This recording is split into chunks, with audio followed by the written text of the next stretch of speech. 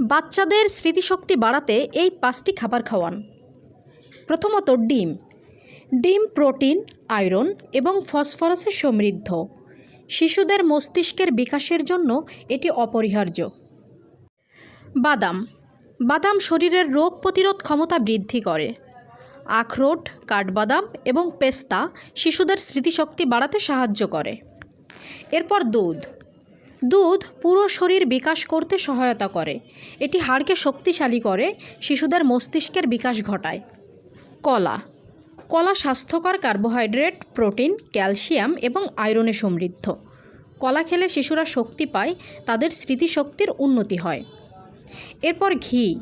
অনেকেই ঘিকে খারাপ চর্বি বলে মনে করেন, যদিও এটি স্মৃতিশক্তি প্রখর করার সাথে সাথে শিশুদের মস্তিষ্ককে তীক্ষ্ণ করতে সাহায্য করে। ধন্যবাদ।